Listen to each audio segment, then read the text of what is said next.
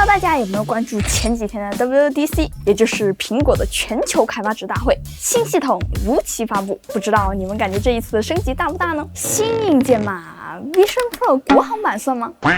如果有好奇国行软件体验的小伙伴，也可以在弹幕里面告诉我，到时候找机会和大家聊一聊。苹果这一次重新定义了 AI， 我有种感觉这一次更新搭载到手机上 ，iPhone 和国产手机的差距只会越来越大。苹果的设想是小到用 AI 识别通知的紧急程度规避广告，大到把 Siri 变成能理解你日程的个人助手。没人喜欢跟大模型说话，说的不准还总露馅。哪怕是纹身图这种大家都有的纯炫技的功能，苹果还是太会开发布会了，换个饼就把我拿下了。 And the next time you tell mom that she's your hero, you can send an image of her in a superhero cape to really land your point. Wow， 这也太吸引人了。除了马斯克。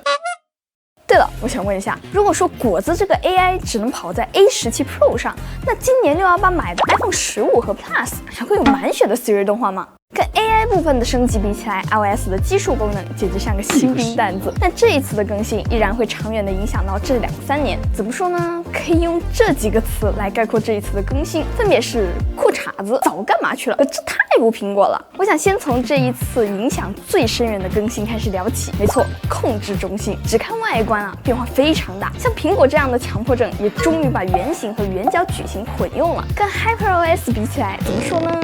难分秋毫。但外观只是最不起眼的变化，在审美教育和开放功能上 ，iPhone 把选择权还给了用户。现在你终于可以自由的 DIY 你的控制中心，甚至上手调大小、形态。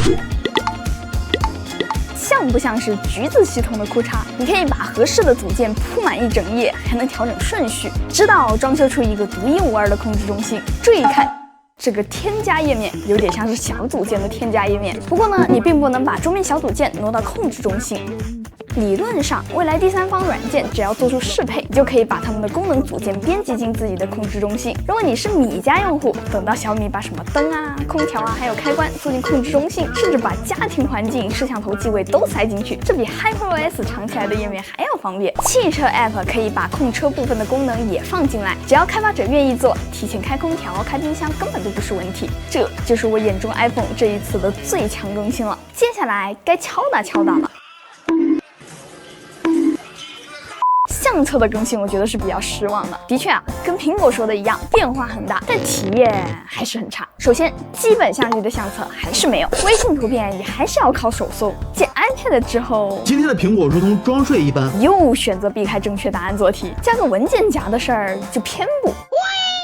然后这个相册进来的页面也很抽象，上下一分为二，根本看不懂，往上滑动的动画都不流畅了，甚至没有办法立即多选图片。一定要滑上去才有选择的开关。苹果很有可能是把下面这一部分机器学习参与的部分权重提高，等到端侧的 AI 上机。但是现在的使用体验就是苹果又在强迫大家搬进毛坯房的感觉了。当然，这个毕竟是 beta 嘛，理解万岁。不过还记得我刚刚说的关键词吗？裤衩子，虽然有点粗俗但我觉得真的很形象。苹果就像是来国内逛了一趟，买了各家的手机回去研究研究，然后复盘、拆解、拉齐颗粒度，实在是有点像。比如控制中心像就不说了吧，主页的图标可以摆位置。变颜色，确实是安卓玩剩下的东西，居然在2024年当做重大更新推出来了。这个 AI 通话摘要 ，OPPO 用户可能都要绷不住了。可能最大的区别就是 OPPO 已经能用了，但 iOS beta 版还没有搭载。理解完。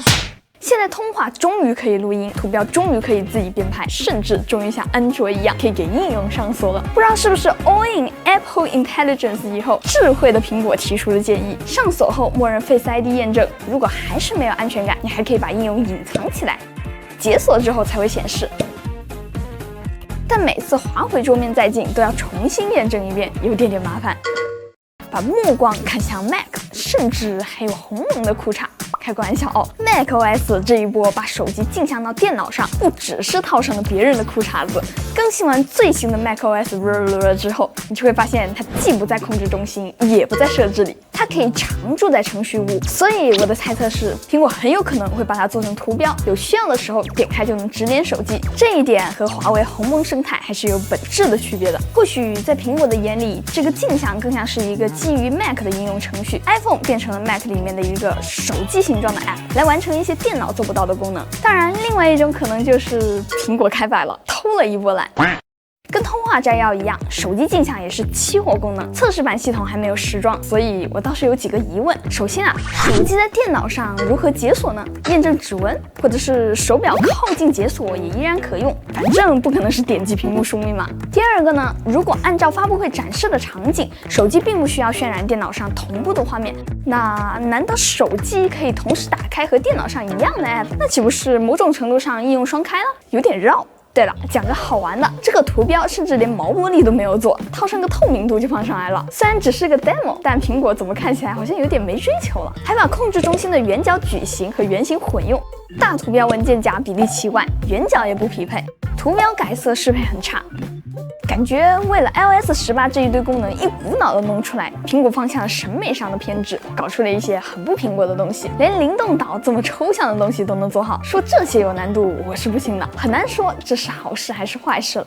这次 WWDC 的更新真的不能用挤牙膏来概括了，技术功能这一块，苹果高傲的审美垮了一半，缝了一堆早就该有的功能进来。苹果发布会描绘的 AI 大饼，我是期待能赶快吃上的。总的来说呢，这一次 WWDC 给了我一个很大的感受，就是苹果不再是之前的苹果了，它可以更接地气的回应用户的需求，而放下原本的固执。不管背后的原因是啥，但我觉得这总归是一件好事。以前我会经常听到一种说法，就是为什么苹果不做？比如为什么苹果不做折叠屏？为什么苹果不允许通话录音，甚至为什么苹果不会允许左右侧滑返回？得到的答案往往都是苹果的坚持。但我想说的是，为什么我们不能走在苹果的前面，让苹果向我们的优秀设计学习呢？我觉得现在来看已经很接近了。OK， 那么这期视频到这里就结束了。如果这期视频还有点意思的话，记得给我点赞、3连关注哦，这对我来说非常重要。那么我是千里，咱们下期再见吧，拜拜。